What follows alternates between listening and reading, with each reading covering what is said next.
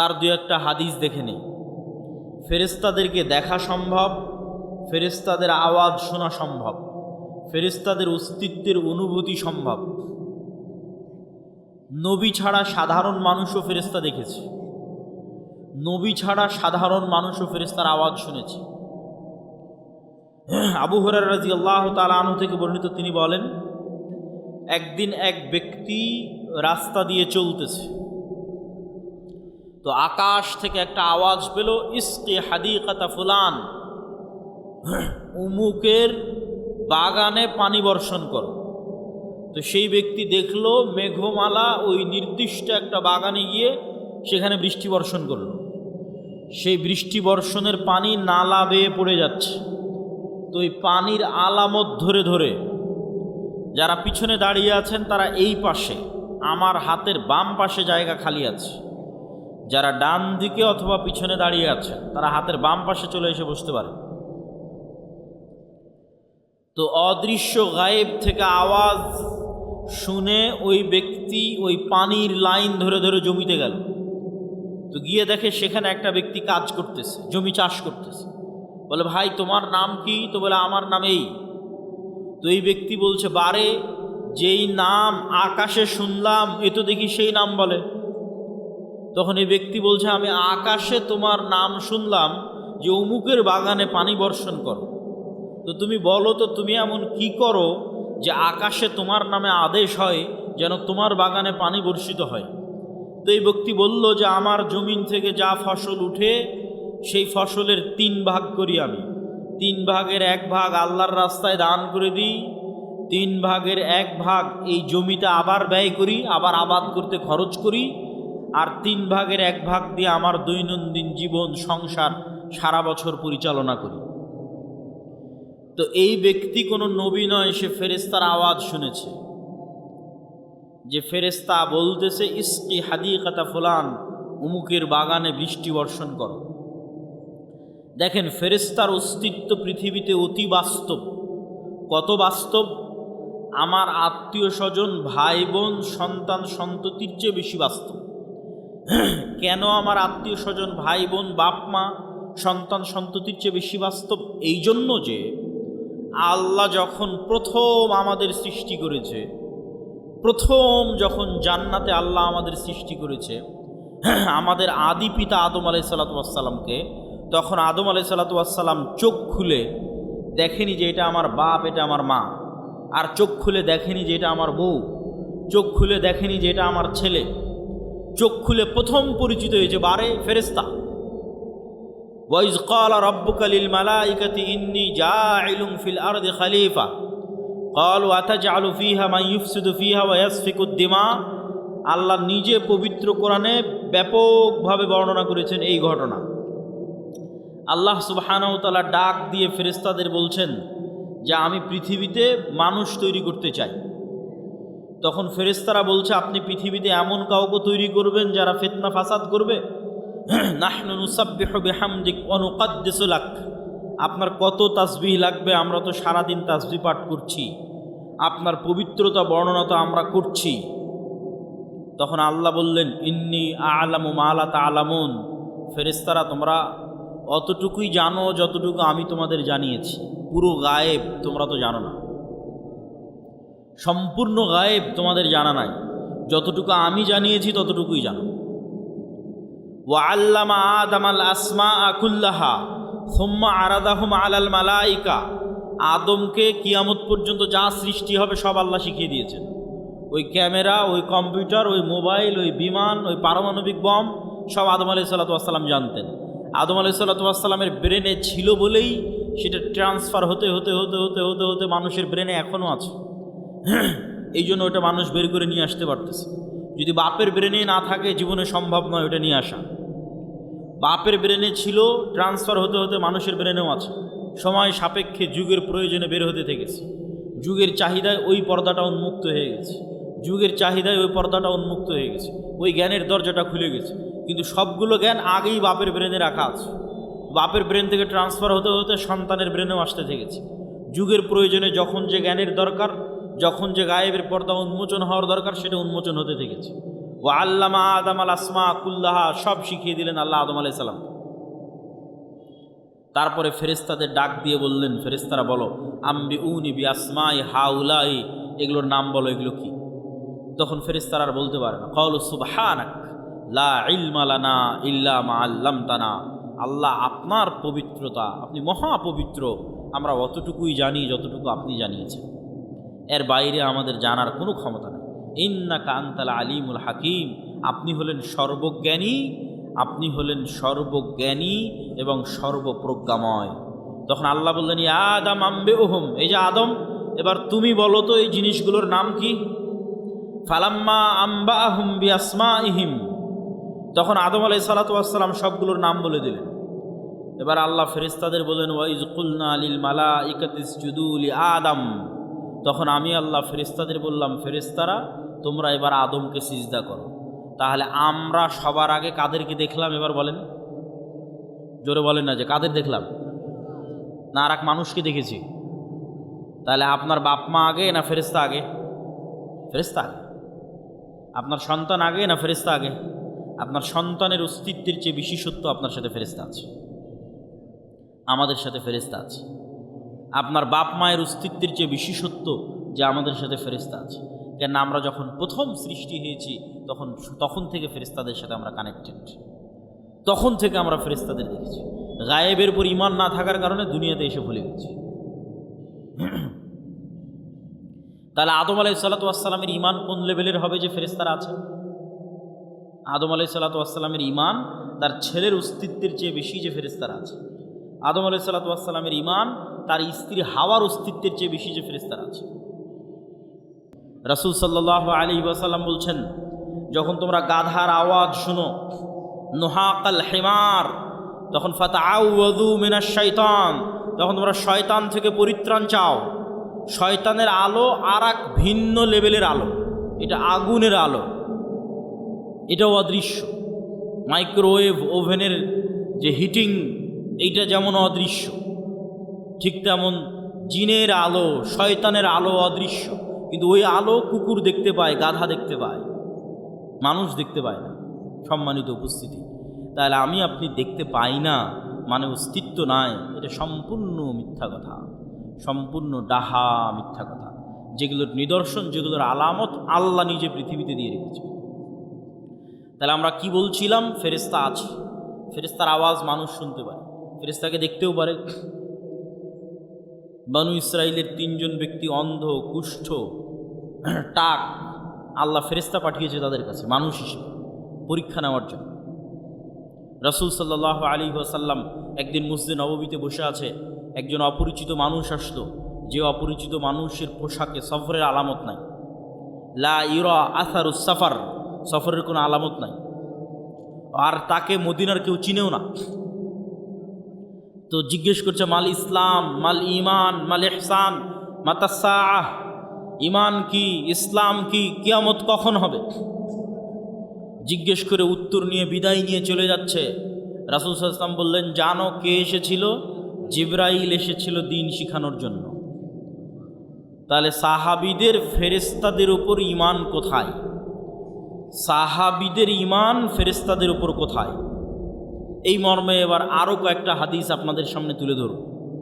জাবের রাদিয়াল্লাহু তাআলা আনহু বলছেন, সাদ বিন মুআজ আনসারী সাহাবী, আওস খাজরাজ গোত্রের প্রধান, খন্দকের যুদ্ধে আহত অবস্থায় শহীদ হয়েছে, ইয়াং বয়সে, 35, 38, 40 বছর বয়সে।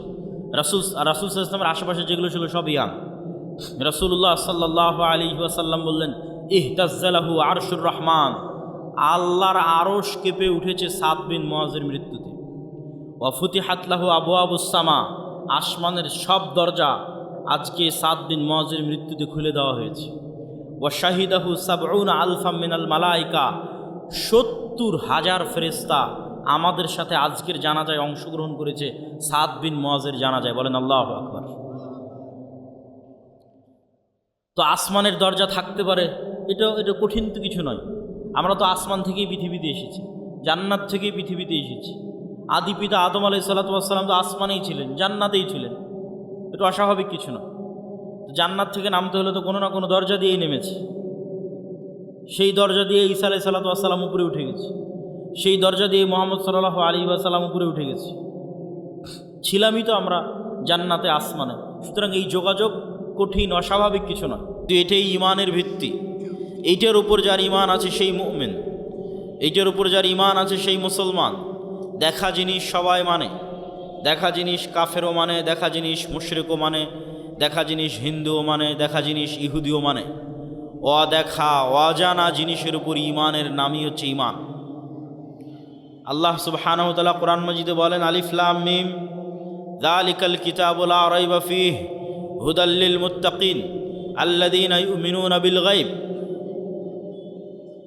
এই কিতাব কোরআন সেই কিতাব যেই কিতাব মুত্তাকিদের জন্য হেদায়েত স্বরূপ। একদম আল্লাহ সুবহানাহু ওয়া তাআলা কোরআন মাজিদের শুরুতে বলে দিয়েছেন যে মুত্তাকিদের জন্য হেদায়েত স্বরূপ। তো মুত্তাকি কারা? প্রথম বাক্য আল্লাযীনা ইউমিনুনা বিল গায়ব। মুত্তাকি ওরাই যার গায়েবের উপর ঈমান আছে, এটাই প্রথম পরিচয়। মুমিন ওরাই, মুসলিম ওরাই, মুত্তাকি ওরাই যার গায়েবের উপর ঈমান আছে। আর এই আয়াত শেষ হয়েছে যেই বাক্যাংশ দিয়ে, সেটা হচ্ছে ওয়াবিল আখিরাতি হুম ইউকিনুন। এই আয়াতের ধারাবাহিকতা। পরের আয়াতে গিয়ে আল্লাহ সুবহানাহু ওয়া তাআলা শেষ করেছেন ওয়াবিল আখিরাতি হুম ইউকিনুন। আর আখিরাতের উপর যাদের ইয়াকিন আছে। আখিরাত কেউ দেখেনি, এটাও গায়েব, কিন্তু আখিরাতের উপর ইয়াকিন আছে। ইয়াকিনের লেভেলের বিশ্বাস এক ভিন্ন বিশ্বাস। পৃথিবীতে যত নবী এবং রাসূল এসেছেন তাদের প্রায় সব নবী রাসূল কোনো না কোনোভাবে মালাকুত আস-সামাওয়াতি ওয়াল আরজ, আসমান এবং জমিনের গায়েবের কিছু না কিছু পর্দা আল্লাহ তাদের জন্য উন্মোচন করে দিয়েছিলেন, যেন তাদের ইয়াকিন অর্জিত হয়, গায়েবের উপর ইয়াকিন অর্জিত হয়। মালাকুত আস-সামাওয়াতি ওয়াল আরজ। যেমন ঈসা আলাইহিস সালাতু ওয়াস সালামকে আল্লাহ সুবহানাহু ওয়া তাআলা মুজিজাই দিয়েছেন এটা যে ঈসা তুমি বিসমিল্লাহ বলে বিইজনিল্লাহ বলে মানুষের গায়ে হাত দিলে মরা মানুষ জীবিত হয়ে যাবে। এটাই মুজিজা ঈসা আলাইহিস সালামের। অথচ মরা মানুষ জীবিত হওয়া গায়েব, অসম্ভব, এটা অদৃশ্য, এটা পরকালে ঘটবে, কিয়ামতে ঘটবে। কিন্তু গায়েবের এই জিনিসকে আল্লাহ মুজিজা বানিয়ে দিয়েছেন ঈসা আলাইহিস সালামের জন্য। তাহলে ঈসা আলাইহিস সালামের বিশ্বাস যে আল্লাহ মৃতকে জীবিত করতে পারেন বেশি না আমার এবং আপনার বিশ্বাস বেশি? ঈসা আলাইহিস সালামেরটা বেশি। ওনার ইয়াকিন অর্জিত হয়েছে, উনি নিজে প্র্যাকটিক্যালি দেখেছেন কিভাবে মরা মানুষ জীবিত হয়। উনি যদি এক খাবল কাদামাটি হাতে নিয়ে বিসমিল্লাহ বিইজনিল্লাহ বলে ফু দিতেন, তাহলে সেই কাদামাটি থেকে পাখি হয়ে আকাশে উড়ে যেত। আল্লাহ নিজে কোরআনে বলছেন। তাহলে পৃথিবীর নবী রাসূলদেরকে আল্লাহ সুবহানাহু ওয়া তাআলা গায়েবের কিছু পর্দা উন্মোচন করে দিয়েছেন। যেমন ইব্রাহিম আলাইহিস সালাতু ওয়াস সালাম বলছেন কাইফা তুহয়িল মাউতা। হে আল্লাহ, আপনি কিভাবে মৃতকে জীবিত করবেন? আল্লাহ বলছেন আওয়ালাম তুমিন, ইব্রাহিম তুমি কি ঈমান রাখো না যে আমি মৃতকে জীবিত করতে পারি? তিনি বললেন ওয়ালাকিন লিয়াতমাইন্না কলবি। ঈমান তো আছে, কিন্তু যদি স্বচক্ষে দেখতাম ইয়াকিন অর্জন হতো। স্বচক্ষে দেখা হচ্ছে ইয়াকিন। ঈমান তো আছে কিন্তু স্বচক্ষে দেখতে চাই। তখন আল্লাহ সুবহানাহু ওয়া তাআলা বললেন ঠিক আছে, তুমি 4টে পাখি নাও এবং সেই 4 পাখিকে জবাই করে তাদের গোস্ত একটা আরেকটার সাথে মিক্স করে 4টে পাহাড়ে রেখে আসো, পাখিগুলোর নাম ধরে ডাক দাও, পাখি জীবন্ত হয়ে তোমার কাছে উড়ে আসবে।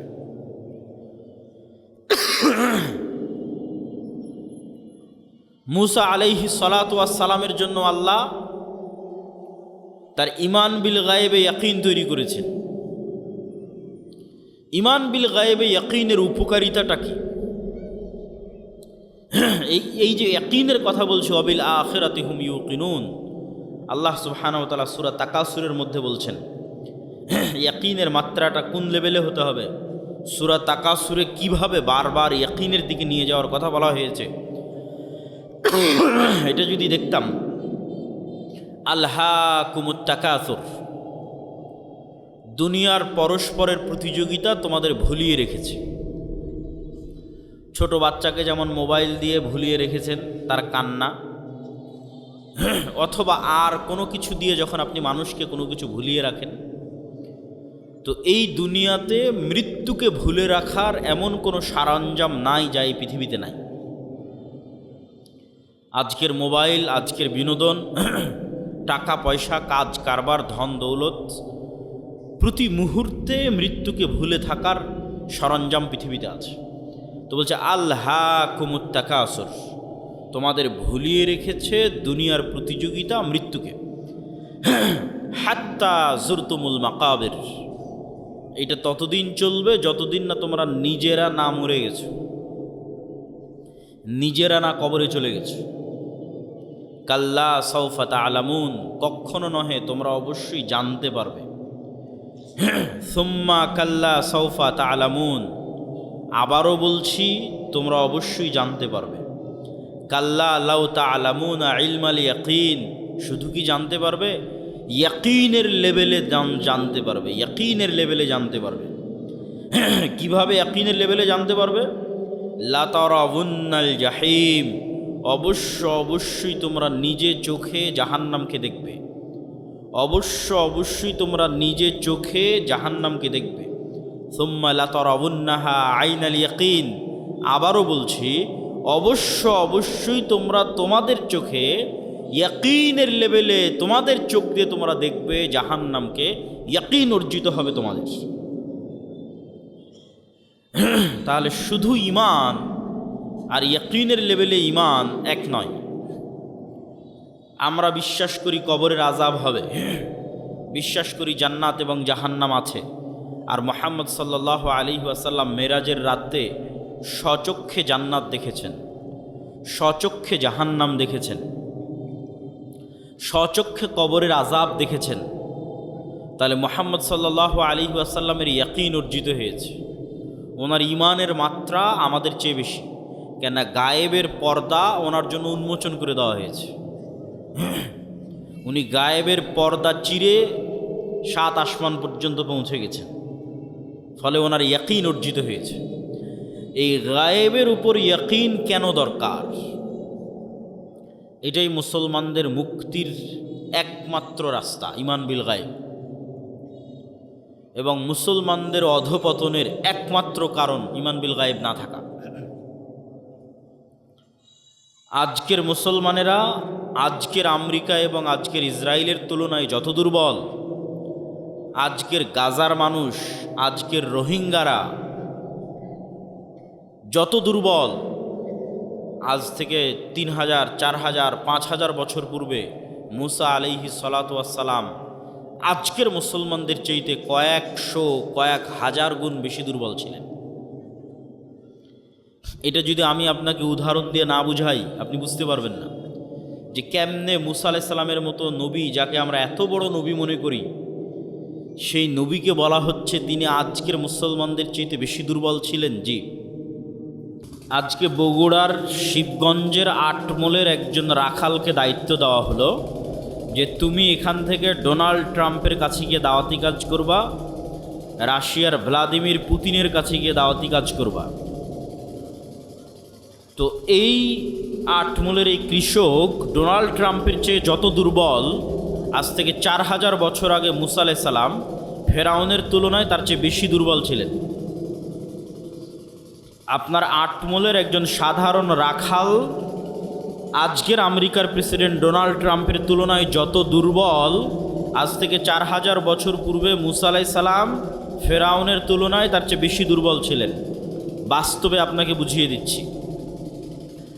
আজকে শিবগঞ্জের আটমলের এই কৃষকের নিজের জমি জায়গা আছে, তার বাপ মায়ের পরিচয় আছে, আত্মীয় স্বজনের পরিচয় আছে, যত গরিব হোক। আর আজ থেকে 4000 বছর আগে মুসা আলাইহিস সালাতু ওয়াস সালাম এমন এক গোলাম কওমের মেম্বার, এমন এক গোলাম জাতির সদস্য, যেই গোলাম জাতির ইউযাব্বিহুনা আবনাআকুম, যাদের প্রত্যেক ছেলে সন্তানকে জবাই করার আদেশ দেওয়া আছে। বাপ মা বেঁচে থাকতেও পরিচয় দিতে পারছে না যে এটা আমার সন্তান। বাপ মা বেঁচে থাকতেও বলতে পারছে না যে মুসা আমার সন্তান, তাহলে মুসার বাপ মা নাই। মুসার নিজস্ব কোনো পরিচয়, যে পরিচয় দিবে যে আমি বানু ইসরাইলের সদস্য, এটার সাহস, এটার বৈধতা ফেরাউনের যুগে মুসা আলাইহিস সালাতু ওয়াস সালামের ছিল না। 2, আজকের এই আটমলের এই কৃষক ফাঁসির দণ্ডে দণ্ডিত আসামি নয়। আর মুসা আলাইহিস সালামকে যখন বলা হচ্ছে যাও ফেরাউনের কাছে, ইযহাব ইলা ফিরআউন ইন্নাহু তাগা, তখন মুসা আলাইহিস সালাতু ওয়াস সালাম ফেরাউনের দরবারে ফাঁসির দণ্ডে দণ্ডিত আসামি, পাওয়া মাত্র হত্যা করা হবে। আজকের আটমূল শিবগঞ্জের কৃষক ডোনাল্ড ট্রাম্পের নিমক খাওয়া নয়, যে ট্রাম্প তার বাড়ি গাড়ি টাকা পয়সা সব কিছু করে দিয়েছে, এই জন্য তার কাছে নত থাকতে হবে, এটার কোনো প্রয়োজনীয়তা নাই। কিন্তু মুসা আলাইহিস সালাম বড়ই হয়েছে ফেরাউনের বাড়িতে, খেয়েছে ফেরাউনের, থেকেছে ফেরাউনের বাড়িতে।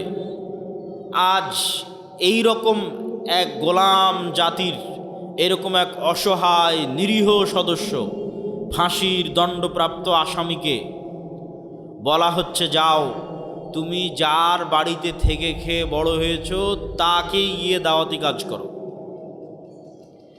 4, আজকের যেই কৃষককে বলা হচ্ছে যাও তুমি ডোনাল্ড ট্রাম্পের কাছে দাওয়াতি কাজ করো, সে এখন মানুষের বাড়ির চাকর নয়।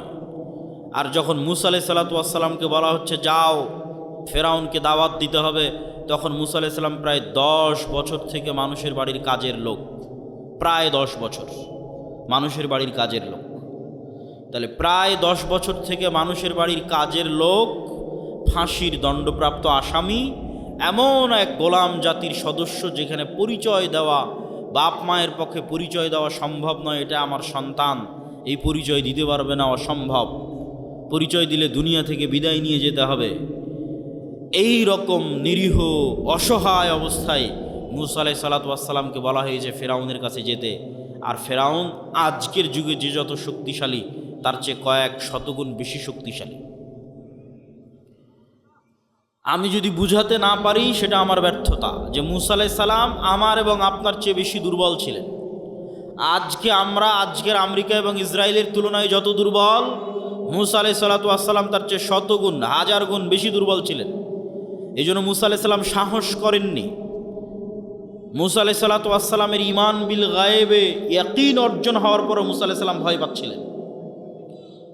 তো তারপরও মুসা আলাইহিস সালাতু ওয়াস সালাম যেতে পেরেছেন, দাওয়াত দিতে পেরেছেন, বিজয় অর্জন করেছেন, তার একটাই কারণ ঈমান বিল গায়েবে ইয়াকিন, যেটাতে আল্লাহ কোরআন শুরু করেছে ওয়ায়ুমিনুনা বিল গায়েব, গায়েবের উপর ইয়াকিন, ওয়াবিল আখিরাতি হুম ইউকিনুন, আখিরাতের উপর ইয়াকিন। তো মুসা আলাইহিস সালাতু ওয়াস সালামের ঈমান বিল গায়েবে ইয়াকিন তৈরি করার জন্য আল্লাহ মুসা আলাইহিস সালাতু ওয়াস সালামকে বলছেন, মুসা তোমার হাতে কি? তো বলে লাঠি। আল্লাহ যদি বলতেন মুসা যে জান্নাত থেকে একটা স্পেশাল লাঠি নিয়ে এসেছি, ম্যাজিক্যাল লাঠি, এই লাঠি তুমি ছাড়লে সাপ হয়ে যাবে, তাহলে মুসা আলাইহিস সালামের ঈমান বিল গায়েবে ইয়াকিন অর্জিত হতো না। ওই রকম জাদুকরেরা, ওইরকম কবিরাজেরা, সাপুড়েরা, তাদের কাছে স্পেশাল নিজের প্র্যাকটিস দেওয়া, প্রশিক্ষণ দেওয়া সাপ, পাথর, লাঠি সব থাকে, ওইটা দিয়ে সবই করা যায়। তো আসমান থেকে একটা স্পেশাল লাঠি দিলাম, জান্নাত থেকে একটা স্পেশাল লাঠি দিলাম, দিয়ে বললাম এটা এখন সাপ হয়ে যাবে, এটা ঈমান বিল গায়েবে ইয়াকিন অর্জিত হবে না। তো যেই লাঠি মুসা আলাইহিস সালাম 10 বছর থেকে ব্যবহার করছে, 15 বছর থেকে ব্যবহার করছে, যেটা কোনো স্পেশাল লাঠি নয়, এমনি একটা, এই বাঁশ যেমন কোনো স্পেশাল নয়, একটা গাছ থেকে কেটে নিয়ে আসা হয়েছে, এইরকম। তো মুসা কি, তো লাঠি, কি করো, গাছের পাতা পাড়ি, গর্ত সামনে আসলে লাফ দিয়ে পার হয়ে যায়। তো মুসা যে লাঠি তুমি আজ 5-10 বছর 20 বছর থেকে ব্যবহার করছো, ওই লাঠিটা ছাড়ো, ওই লাঠিটা এখন সাপ হয়ে যাবে, ওই লাঠিটা সাপ হয়ে যাবে। আমার পক্ষ থেকে দেওয়া কোনো স্পেশাল লাঠি নয়, তোমার হাতে যেটা তুমি ব্যবহার করছো দীর্ঘদিন থেকে, ওটা সাপ হবে, যাতে তোমার ঈমান বিল গায়েবে ইয়াকিন অর্জিত হয় যে চোখে যা দেখা যায় তাই সব কিছু নয়, এর বাইরেও এমন একজন সত্তা আছে, ওয়া হুয়া আলা কুল্লি শাইইন কাদির, যিনি সকল কিছুর উপর ক্ষমতাবান। তো মুসা আলাইহিস সালাতু ওয়াস সালামের এই অন্তরে ঈমান বিল গায়বে ইয়াকিন অর্জিত হলে তবে মুসা আলাইহিস সালাতু ওয়াস সালাম কল্পনা করতে পারবে, বিশ্বাস করতে পারবে, ঈমান রাখতে পারবে যে ফেরাউন যত শক্তিশালী হোক তার সাম্রাজ্য ধূলিকণার মতো, তার সাম্রাজ্য পিঁপড়ার চেয়েও দুর্বল, ধূলিকণা বালিকণার চেয়েও দুর্বল। এই বিশ্বাস ততক্ষণ অর্জিত হওয়া সম্ভব নয় যতক্ষণ না মুসার কালবে ঈমান বিল গায়বে ইয়াকিন অর্জিত না হচ্ছে। তো ঈমান বিল গায়বে ইয়াকিন অর্জিত হওয়ার পরেও মুসা আলাইহিস সালাম ভয় পাচ্ছেন, বলছে আল্লাহ একাই যেতে ভয় লাগছে, সাথে আমার ভাইকে দেন। আমার মুখের জড়তা আছে, এই জড়তা দূর করে দেন। রব্বিশ রাহলি সদরি ওয়ায়াসসির লি আমরি ওয়াহলুল উকদাতাম মিন লিসানি ইয়াফকাহু কওলি। সম্মানিত উপস্থিতি, তাহলে ঈমান বিল গায়েব কেন জরুরি? অতীতের সকল নবীর ঈমান বিল গায়েবে ইয়াকিন ছিল। আজকের মুসলমানেরা কেন বিজয় অর্জন করতে পারছে না? তার কারণ একটাই, তাদের ঈমান বিল গায়েবে ইয়াকিন নাই। এই জন্য আমাদের বক্তব্যের বিষয়বস্তু ঈমান বিল গায়েব। ঈমানই নতুন করে নবায়ন করতে হবে, ঈমানই নতুন করে নিয়ে আসতে হবে। এবং ঈমান বিল গায়েবে আজকের পয়েন্ট আল ঈমান বিল মালাইকাহ, ফেরেশতাদের উপর ঈমান, যেটা দিয়ে আমি আপনাদেরকে বক্তব্য শুরু করেছি যে রাস্তাঘাটে যারা আছেন, বাজারে যারা আছেন, তারা এসে ফেরেশতাদের সাথে বসেন। কেননা এই মজলিসে কারা আছে বলেন তো? একটু জোরে বলেন, এই মজলিসে কারা আছে? আরও জোরে বলেন, কারা আছে? ফেরেশতারা আছে। তো ঈমান বিল মালাইকাহ, ফেরেশতাদের উপর ঈমান, এই ঈমানে ইয়াকিন দরকার। আজকের বক্তব্যে আমাদের চেষ্টা থাকবে যে আজকের বক্তব্য শুনে শেষে বের হতে হতে যেন আপনার ফেরেশতাদের উপর আপনার ঈমান যেন ইয়াকিনের পর্যায়ে পৌঁছে যায়। এখন তো কোন অবস্থায় আছে? এখন শুধু মুখে বলা অবস্থায় আছে যে বিশ্বাস করেছি আল্লাহ আছে, বিশ্বাস করি ফেরেশতা আছে, এই বলা পর্যন্তই শেষ। বাস্তবেই ফেরেশতা আছে এই লেভেলের ইয়াকিন নাই। তো আজকের বক্তব্যে আমাদের বিষয়বস্তু, আমরা ফেরেশতাদের উপর বিশ্বাসকে ইয়াকিনের লেভেলে নিয়ে যাব। ফেরেশতারা তৈরি নূরের, আর নূর পৃথিবীতে অস্তিত্বশীল বিরাজমান এক প্রকারের আলো যা চোখে দেখা যায় না। তবে এই লাইটের আলো নয়, সূর্যের আলো নয়, তবে এই লাইটের আলো যেমন বিরাজমান, জ্বলতেই যেমন পুরো এলাকা আলোকিত হয়ে গেছে, ধরা যাচ্ছে না কিন্তু অস্তিত্ব বোঝা যাচ্ছে। সূর্য যখন ওঠে তখন যেমন পুরো পৃথিবী আলোকিত হয়ে যায়, নূরও এভাবে সমগ্র পৃথিবী, সমগ্র আসমানে বিরাজমান, তবে চোখে দেখা যায় না। তবে নূর এই আলো নয়, এই লাইটের আলো নয়, এই পৃথিবীর সূর্যের আলো নয়, এটা এক ভিন্ন ধরনের আলো। কি আলো? নূর কি আলো? রাসূলুল্লাহ সাল্লাল্লাহু আলাইহি ওয়াসাল্লাম বলেন, হিজাবুহুন নূর, আল্লাহ সুবহানাহু তাআলার চেহারার পর্দা নূর। আল্লাহর চেহারা এবং আসমান জমিন, মানুষ, জিন, ফেরেশতা, এই যে আল্লাহর সৃষ্টিজীব, এই সৃষ্টিজীব আর আল্লাহর সত্তা, এই দুটোর মধ্যে আড় তৈরি করে রাখা আছে নূর দিয়ে। আল্লাহর চেহারা ঢাকা আছে নূর দিয়ে।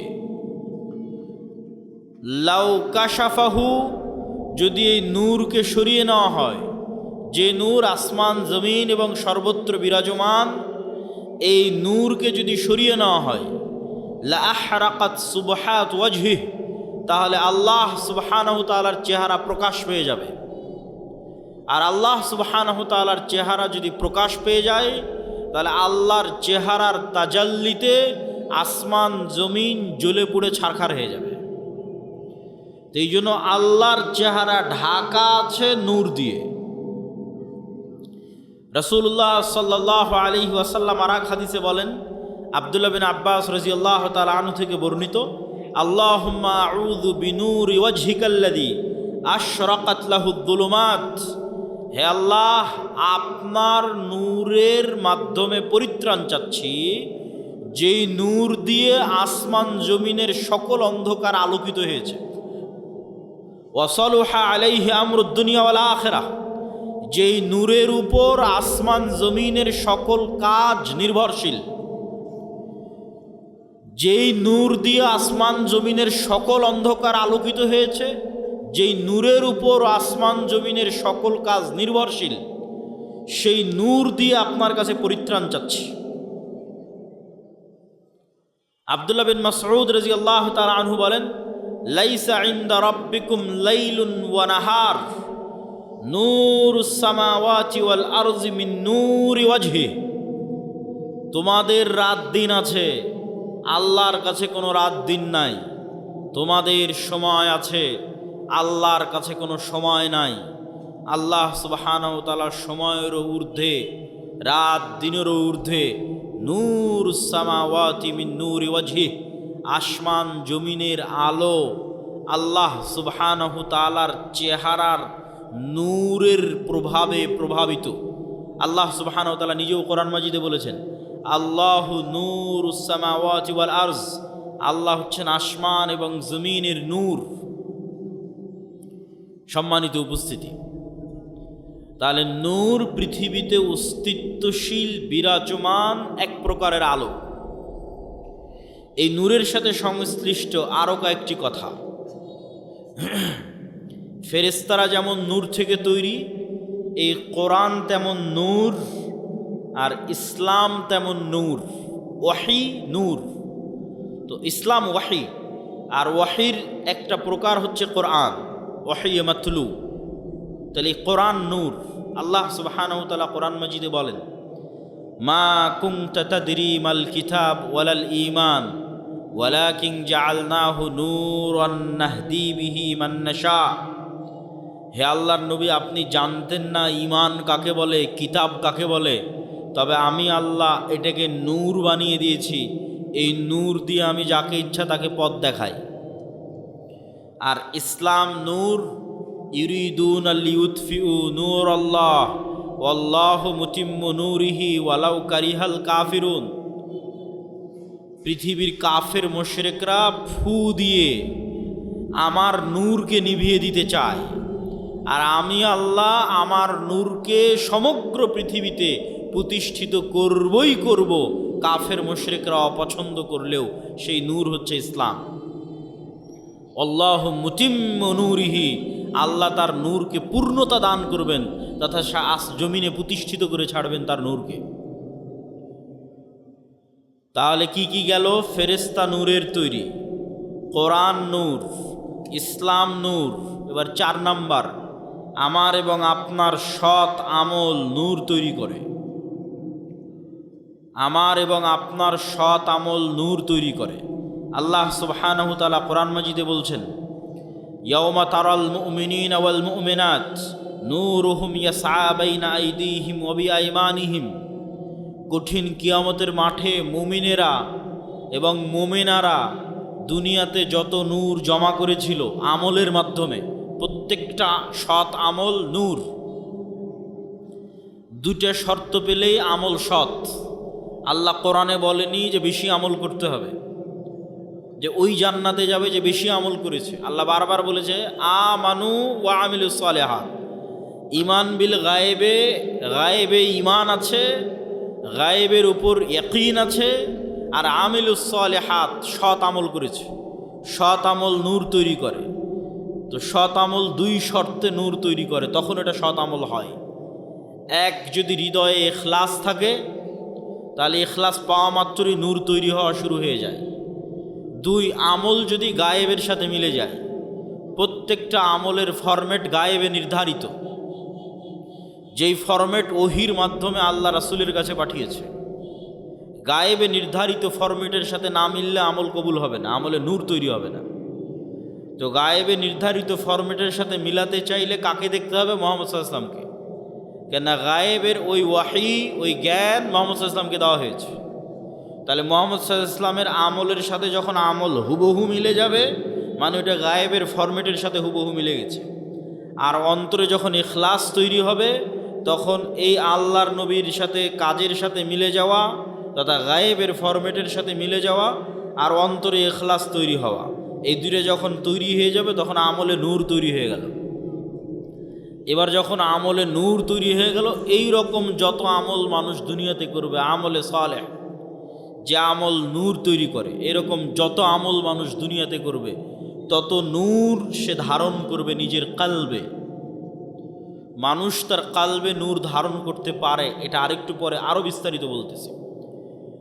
তো যখন মানুষ তার কালবে নূর ধারণ করবে আমলের মাধ্যমে, এই যে নূর গায়েব, এই গায়েবের পর্দাটা যেই দিন উন্মোচন হয়ে যাবে সেই দিন থেকে মানুষ এই নূর দেখা শুরু করবে। তো গায়েবের পর্দা কখন থেকে উন্মোচন হয়ে যাবে? যখন মানুষ মারা যাবে। মারা যাওয়া মাত্রই মানুষ নিজেই গায়েবের জগতে চলে গেছে। যে গায়েবের উপরে এতদিন ইয়াকিন রাখতো, বারজাকি জগৎ, ওই গায়েবী জগতে যখন চলে গেছে তখন গায়েবের সব কিছু উন্মুক্ত হয়ে যাবে। তখন প্রথম সে দেখবে তার আমলের নূরকে। তার আমলের নূরে তার কবর আলোকিত হবে, তার আমলের নূরে কিয়ামতের অন্ধকার আলোকিত হবে, তার আমলের নূরে সে পুলসিরাত অতিক্রম করবে। তা আল্লাহ কোরআনে বলছে, ইয়াউমা তারাল মুমিনিনা ওয়াল মুমিনাত নূরুহুম ইয়াসআ বাইনা আইদিহিম ওয়া বিআইমানিহিম, যে কিয়ামতের মাঠে মুমিন মুমিনারা দেখবে দুনিয়াতে যত নূর জমা করেছিল সে আমলের নূর তাদের ডানে এবং তাদের সামনে ছুটে চলতেছে, বিচ্ছুরিত হচ্ছে। বলেন আল্লাহু আকবার। আল্লাহ সুবহানাহু ওয়া তাআলা প্রায় 2-3 আয়াতে মানুষের আমলের নূরের কথা বলেছেন, যা কিয়ামতের মাঠে তারা দেখতে পাবে।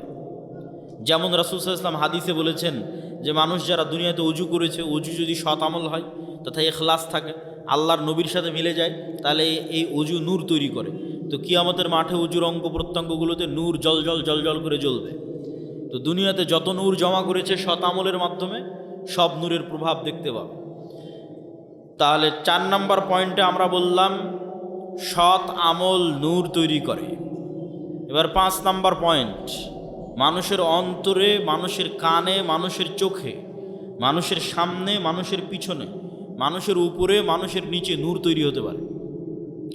রাসূলুল্লাহ সাল্লাল্লাহু আলাইহি ওয়াসাল্লাম দোয়া করছেন, আল্লাহুম্মা জাআল ফি কলবি নূরা, হে আল্লাহ আমার কালবে নূর তৈরি করে দেন। ওয়া ফি সামঈ নূরা, আমার কানে নূর তৈরি করে দেন। ওয়া ফি বাসরি নূরা, আমার চোখে নূর তৈরি করে দেন। এভাবে বলতে বলতে ডানে বামে, সামনে পিছনে, উপরে নিচে সকল অঙ্গ প্রত্যঙ্গে তিনি আল্লাহর কাছে নূর চেয়েছেন। তো নূরের অস্তিত্ব পৃথিবীতে এত বাস্তব যা আপনার যেমন চোখের পাওয়ার সরাসরি দেখা যায় না, কিন্তু যন্ত্র দিয়ে মাপলে ধরা পড়ে চোখের পাওয়ার কম কি বেশি। বাস্তবে অনুভব করতে পারেন চোখের পাওয়ার কমে গেছে কি বেশি হয়েছে। আপনার কানের শ্রবণ শক্তি কমেছে কি বেশি আছে, এটা যেমন অনুভব করতে পারেন। মেশিন লাগাতে হয় ভালো মতো শোনার জন্য। আপনার শরীরের রক্তের মাত্রা, প্রেশার লো না হাই, সেটা যেমন মেশিন দিয়ে মাপা যায় অথচ চোখে দেখা যায় না। আপনার রক্তের মধ্যে সুগার কতটুকু আছে সেটা যেমন মেশিন দিয়ে মাপা যায়, ধরতেই মেশিনে উঠে আসতেছে অথচ চোখে দেখা যায় না। ইলাইহি ইয়ারফাউল কালিমুত তাইয়্যিব ইয়াসআদুল কালিমুত তাইয়্যিব, সৎ কথা, সৎ বাক্য আল্লাহর দিকে উঠে যেতে থাকে, উপরের দিকে উঠে যেতে থাকে। এবং ইবনুল কাইয়্যিম রাহিমাহুল্লাহ বলছেন, মানুষের রূহ নূরুন লাতীফ, মানুষের রূহ হচ্ছে এক প্রকারের সূক্ষ্ম নূর। এই জন্য রূহ দেখা যায় না, কেননা নূর অদৃশ্য, তো রূহ অদৃশ্য।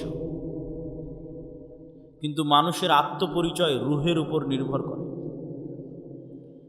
মানুষকে যদি পুনরায়ও মানুষের শরীরের সকল কিছু যদি কাজে লাগানো যায় আর যদি রূহ না দেওয়া যায়, তাহলে আত্মপরিচয় ফিরে আসবে না।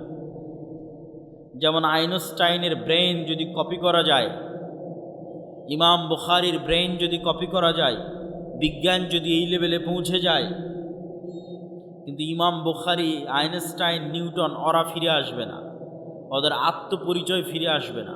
কেন? আত্মপরিচয় নির্ভর করে রূহের উপর। নূরুন লতীফ।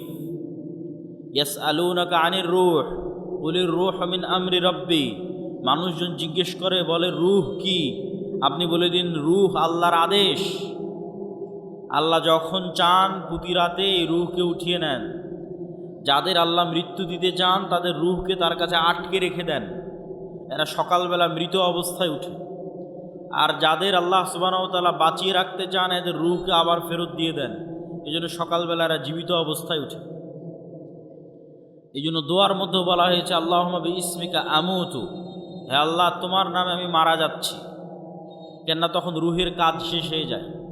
রুহের কাজ দেখা, রুহের কাজ শোনা, রুহের কাজ চিন্তা করা, রুহের কাজ বোঝা। বাকি শরীরের হার্টবিট, রক্ত সঞ্চালন এগুলো তো চলছেই, কিন্তু দেখা শোনা চিন্তা গবেষণা যখন বন্ধ হয়ে যায় তখন রুহের কাজ শেষ। এই জন্য যখন মানুষ ঘুমিয়ে যায় তখন রুহের আর কোনো কাজ থাকে না, তখন রুহ উড়াল দেয়। আল্লাহ সুবহানাহু ওয়া তাআলা তার কাছে নিয়ে নেন রুহকে। কোরআনের আয়াতে আল্লাহ সুবহানাহু ওয়া তাআলা বলছেন।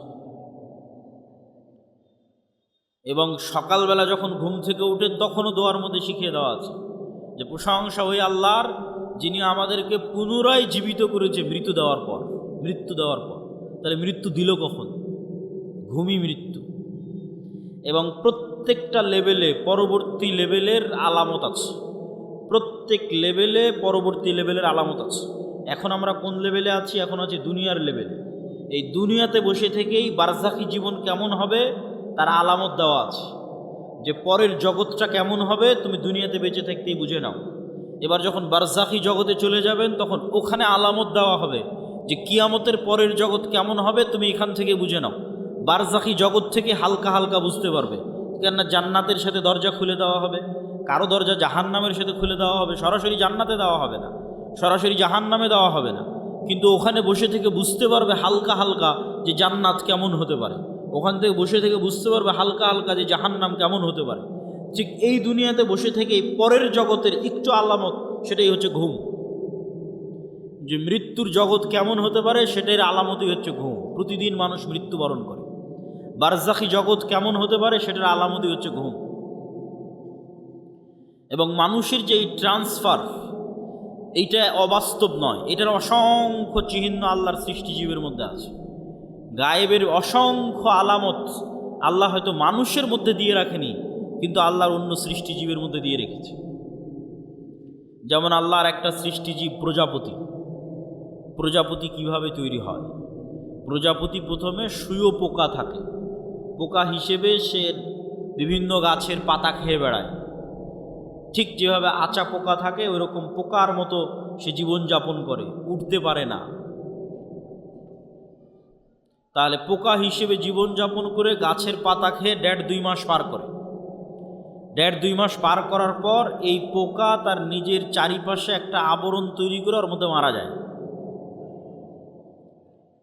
ওর মধ্যে মারা যাওয়ার আবার 15-20 দিন, 1 মাস 1.5 মাস পর ওই বাইরে ওই আবরণটা খুলে যখন বের হয় তখন প্রজাপতি হয়ে আকাশে উড়াল দেয়। তাহলে একটাই প্রাণী কয় ধরনের জীবনযাপন করতেছে এক পৃথিবীতে? একবার পোকা হিসেবে জীবনযাপন করতেছে, তখন গাছের পাতা খাচ্ছে, আকাশে উঠতে পারে না, তারপরে মারা যাচ্ছে, মৃত অবস্থায় থাকতেছে, থাকার পর আবার জীবিত হচ্ছে, তখন প্রজাপতি হয়ে আকাশে উড়াল দিচ্ছে। তাহলে মানুষ পৃথিবীতে এখন বেঁচে আছে, এটা এক ধরনের জীবনযাপন। মারা যাবে, বারজাখী জগতে চলে যাবে, এটা আর এক ধরনের জীবনযাপন। ওই জগতে এক এক রুহের জীবন ধারণ হবে এক এক রকম।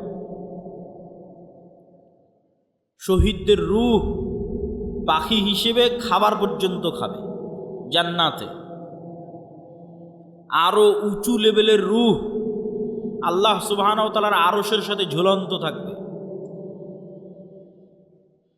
সম্মানিত উপস্থিতি, তাহলে পরবর্তী জীবন যে সম্ভব এটার নিদর্শন আল্লাহর সৃষ্টিজীবের মধ্যেই পৃথিবীতে আছে। একই সময়ে বিভিন্ন ধরনের জীবনযাপন করা যেতে পারে তার প্রমাণ আল্লাহর অন্য সৃষ্টিজীবের মধ্যে আছে। তা আমরা আলোচনা করছিলাম নূর, গায়েব, ফেরেশতা। ফেরেশতারা নূরের তৈরি, আর নূর পৃথিবীতে বিরাজমান, নূর পৃথিবীতে অস্তিত্বশীল। এবার চলেন আমরা দেখব সাহাবীদের বিশ্বাস কেমন ছিল ফেরেশতাদের উপরে। রাসূল সাল্লাল্লাহু আলাইহি ওয়াসাল্লামের জীবদ্দশায় সাহাবীদের বিশ্বাস কেমন ছিল ফেরেশতাদের উপরে, তার দু একটা হাদিস দেখে নেই। ফেরেশতাদেরকে দেখা সম্ভব, ফেরেশতাদের আওয়াজ শোনা সম্ভব, ফেরেশতাদের অস্তিত্বের অনুভূতি সম্ভব। নবী ছাড়া সাধারণ মানুষও ফেরেশতা দেখেছে, নবী ছাড়া সাধারণ মানুষও ফেরেশতার আওয়াজ শুনেছে। আবু হুরায়রা রাদিয়াল্লাহু তাআলা আনহু থেকে বর্ণিত, তিনি বলেন, একদিন এক ব্যক্তি রাস্তা দিয়ে চলতেছে, তো আকাশ থেকে একটা আওয়াজ পেল, ইসকি হাদিকাতা ফুলান, উমুকের বাগানে পানি বর্ষণ করো। তো সেই ব্যক্তি দেখলো মেঘমালা ওই নির্দিষ্ট একটা বাগানে গিয়ে সেখানে বৃষ্টি বর্ষণ করলো। সেই বৃষ্টি বর্ষণের পানি নালা বেয়ে পড়ে যাচ্ছে। তো ওই পানির আলামত ধরে ধরে যারা পিছনে দাঁড়িয়ে আছেন তারা এই পাশে, আমার হাতের বাম পাশে জায়গা খালি আছে, যারা ডান দিকে অথবা পিছনে দাঁড়িয়ে আছেন তারা হাতের বাম পাশে চলে এসে বসতে পারে। তো অদৃশ্য গায়েব থেকে আওয়াজ শুনে ওই ব্যক্তি ওই পানির লাইন ধরে ধরে জমিতে গেল। তো গিয়ে দেখে সেখানে একটা ব্যক্তি কাজ করতেছে, জমি চাষ করতেছে। বলে, ভাই তোমার নাম কি? তো বলে, আমার নাম এই। তো এই ব্যক্তি বলছে, বারে যেই নাম আকাশে শুনলাম এ তো দেখি সেই নাম বলে। তখন এই ব্যক্তি বলছে, আমি আকাশে তোমার নাম শুনলাম যে অমুকের বাগানে পানি বর্ষণ করো। তো তুমি বলো তো তুমি এমন কি করো যে আকাশে তোমার নামে আদেশ হয় যেন তোমার বাগানে পানি বর্ষিত হয়? তো এই ব্যক্তি বলল যে আমার জমিন থেকে যা ফসল উঠে সেই ফসলের 3 ভাগ করি আমি, 3 ভাগের 1 ভাগ আল্লাহর রাস্তায় দান করে দিই, 3 ভাগের 1 ভাগ এই জমিতে আবার ব্যয় করি, আবার আবাদ করতে খরচ করি, আর 3 ভাগের 1 ভাগ দিয়ে আমার দৈনন্দিন জীবন সংসার সারা বছর পরিচালনা করি। তো এই ব্যক্তি কোনো নবী নয়, সে ফেরেশতার আওয়াজ শুনেছে, যে ফেরেশতা বলতেছে, ইসকি হাদিকাতা ফুলান, উমুকের বাগানে বৃষ্টি বর্ষণ করো। দেখেন, ফেরেশতার অস্তিত্ব পৃথিবীতে অতি বাস্তব। কত বাস্তব?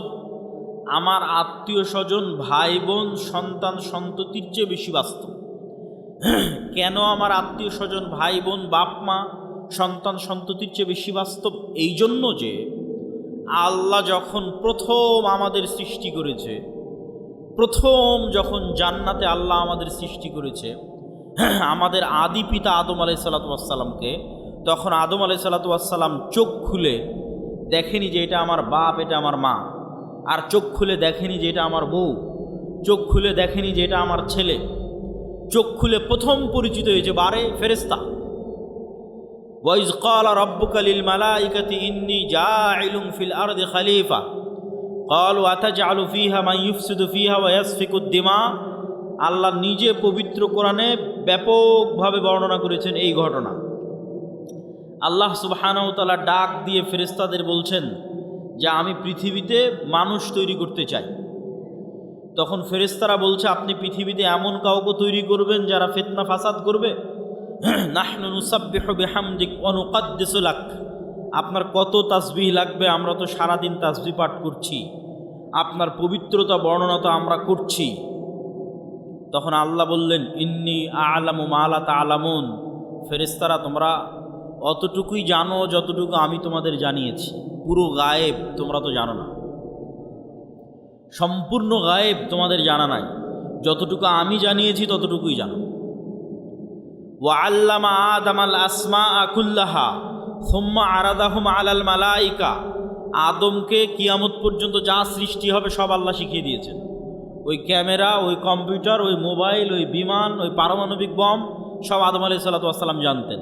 আদম আলাইহিসসালাতু ওয়াসসালামের ব্রেনে ছিল বলেই সেটা ট্রান্সফার হতে হতে হতে হতে হতে হতে মানুষের ব্রেনে এখনও আছে। এই জন্য ওটা মানুষ বের করে নিয়ে আসতে পারতেছে। যদি বাপের ব্রেনে না থাকে জীবনে সম্ভব নয় ওটা নিয়ে আসা। বাপের ব্রেনে ছিল, ট্রান্সফার হতে হতে মানুষের ব্রেনেও আছে। সময় সাপেক্ষে যুগের প্রয়োজনে বের হতে থেকেছে। যুগের চাহিদায় ওই পর্দাটা উন্মুক্ত হয়ে গেছে, যুগের চাহিদায় ওই পর্দাটা উন্মুক্ত হয়ে গেছে, ওই জ্ঞানের দরজাটা খুলে গেছে।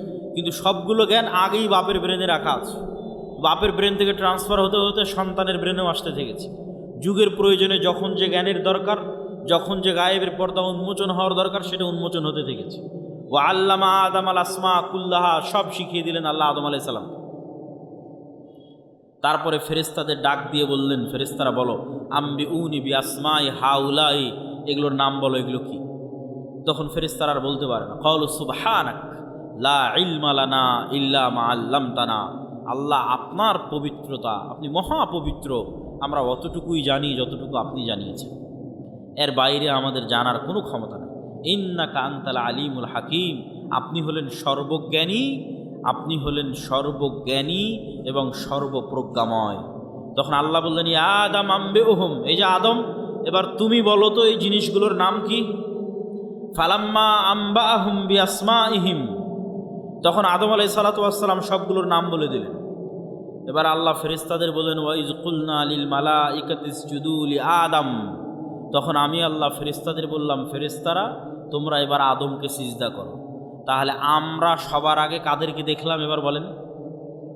জোরে বলেন না, যে কাদের দেখলাম? না আর এক মানুষকে দেখেছি। তাহলে আপনার বাপ মা আগে না ফেরেশতা আগে? ফেরেশতা আগে। আপনার সন্তান আগে না ফেরেশতা আগে? আপনার সন্তানের অস্তিত্বের চেয়ে বেশি সত্য আপনার সাথে ফেরেশতা আছে, আমাদের সাথে ফেরেশতা আছে। আপনার বাপ মায়ের অস্তিত্বের চেয়ে বেশি সত্য যে আমাদের সাথে ফেরেশতা আছে। কেন? আমরা যখন প্রথম সৃষ্টি হয়েছি তখন থেকে ফেরেশতাদের সাথে আমরা কানেক্টেড, তখন থেকে আমরা ফেরেশতাদের দেখেছি। গায়েবের উপর ঈমান না থাকার কারণে দুনিয়াতে এসে ভুলে গেছি। তাহলে আদম আলাইহিস সালাতু ওয়াস সালামের ঈমান কোন লেভেলের হবে যে ফেরেশতারা আছে? আদম আলাইহিস সালাতু ওয়াস সালামের ঈমান তার ছেলের অস্তিত্বের চেয়ে বেশি যে ফেরেশতারা আছে।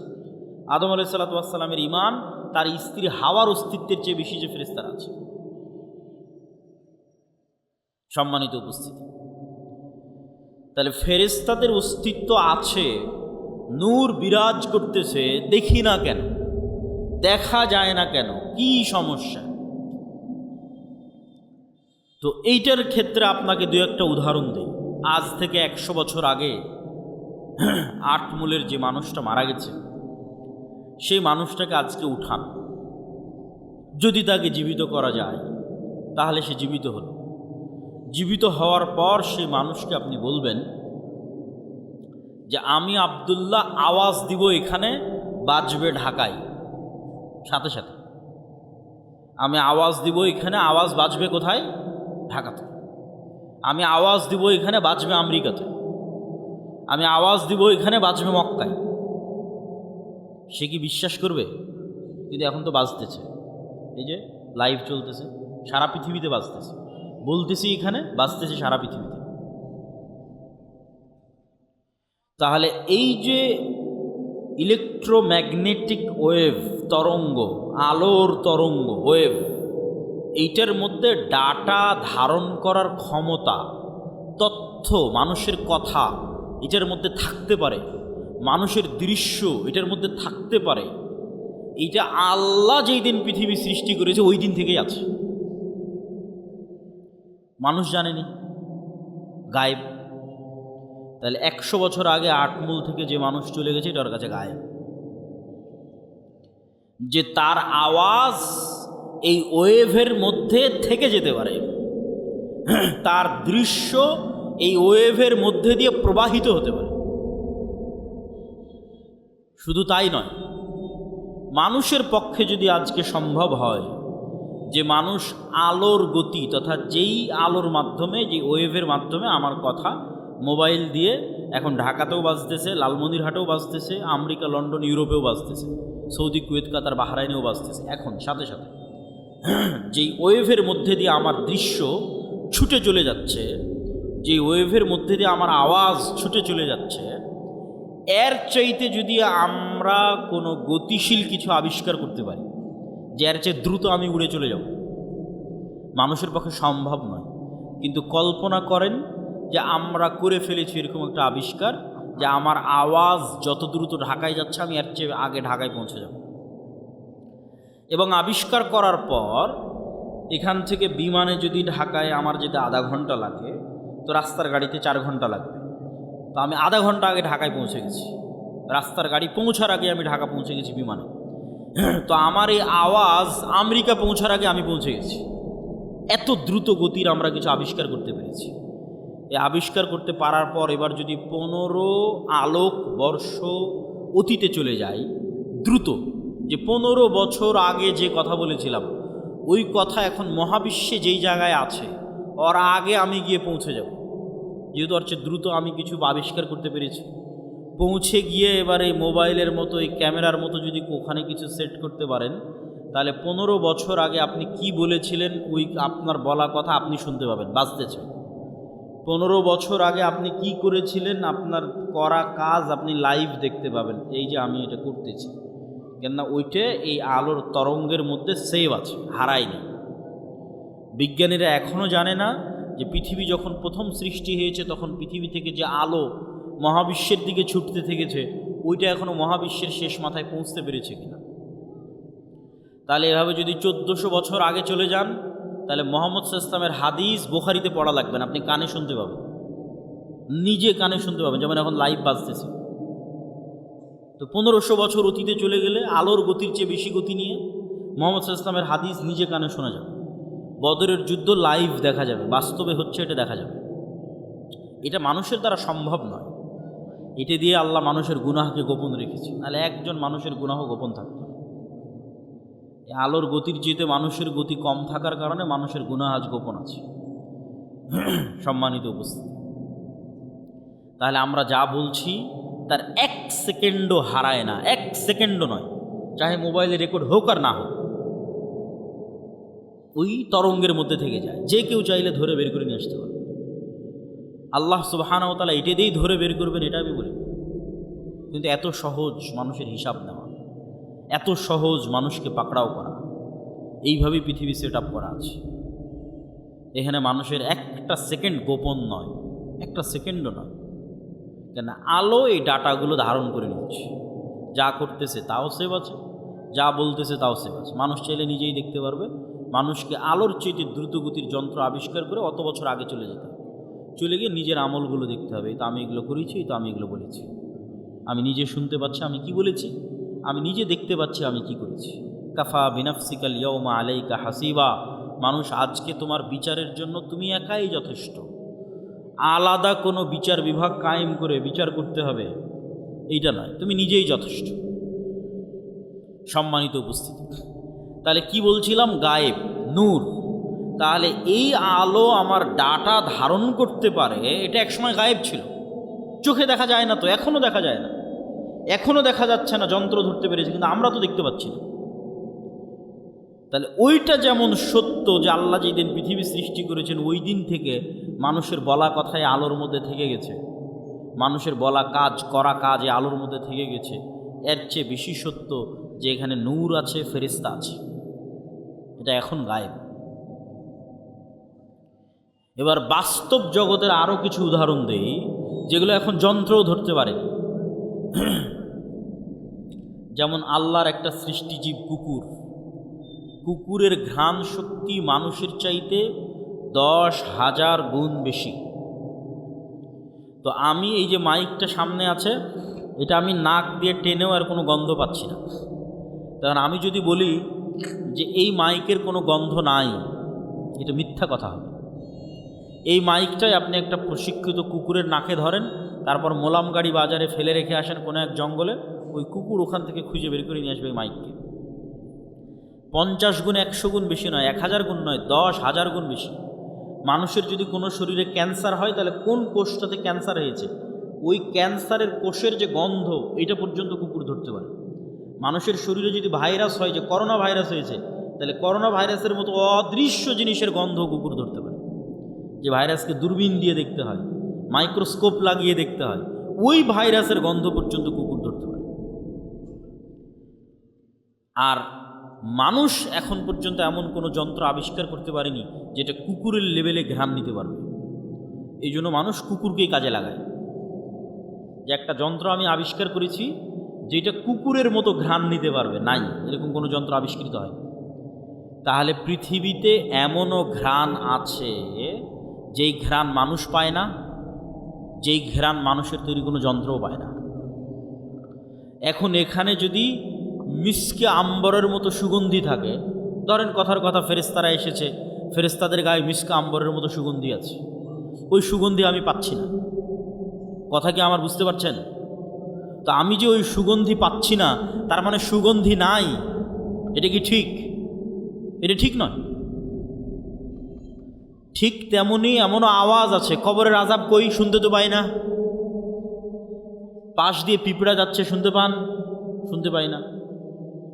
এই রেকর্ডারও যদি ওই পিঁপড়ার কাছে লাগান তবুও ধরা যাবে না পিঁপড়ার আওয়াজ। তাহলে পিঁপড়ার হাঁটার আওয়াজ হয় না? মিথ্যা কথা। সাপের যাওয়ার আওয়াজ হয় না? মিথ্যা কথা।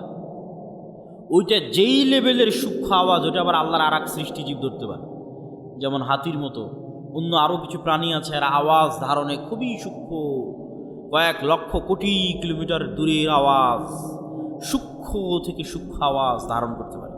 তাহলে কবরের আযাব হচ্ছে, কে শুনতে পায়? আল্লাহর সৃষ্টিজীব শুনতে পায়, মানুষ শুনতে পায় না।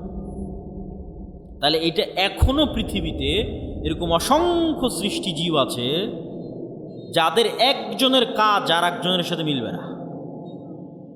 আপনি একটা ঘরের মধ্যে একটা বাবুই পাখিকে ছেড়ে দেন, ও জানালাই খুঁজে পাবে না কোথায় জানালা। একবার দেওয়ালের সাথে বাড়ি খাবে, একবার ছাদের সাথে বাড়ি খাবে, অথচ আপনি দেখতে পাচ্ছেন এটা জানালা, ও জানালা খুঁজে পায় না। ওর দৃষ্টিশক্তি ওইভাবেই আল্লাহ সীমাবদ্ধ করে রেখেছে। তো ও যেমন জানালা খুঁজে পাচ্ছে না, ঠিক তেমন আপনি ফেরেশতা খুঁজে পাচ্ছেন না। ওই পর্যন্তই আপনার জ্ঞানের সীমা, দেখার সীমা, অনুভূতির সীমা। সাপ মানুষকে দেখতে পাই যে আমি আব্দুল্লাহ 5 ফিট 5 ইঞ্চি, 5 ফিট 6 ইঞ্চি মোটা, এরকম দাড়ি, সাদা কালো, যেভাবে আপনি আমাকে দেখছেন এভাবে সাপ দেখে না। এভাবে দেখার ক্ষমতা আল্লাহ সাপকে দেয়নি। সাপ বুঝতে পারে তাপ, তাপ দিয়ে বুঝতে পারে যে মানুষ। কুকুরও ওইভাবে দেখতে পারে না। কুকুর মাত্র দুইটা জিনিস, দুইটা রং দেখতে পায়। তাহলে কুকুর কেমনে দেখবে যে আমি সাদা কালো, উঁচু লম্বা মোটা? দেখতে পায় না। কুকুর গন্ধ, গন্ধ দিয়ে চিনে যে এটা আমার মনিব, গন্ধ দিয়ে চিনে যে মানুষ এটা। তাহলে এক একজনের দৃষ্টি সীমা, চিন্তা সীমা, দেখার সীমা আল্লাহ এক একভাবে ভাগ এবং বন্টন করে রেখেছে।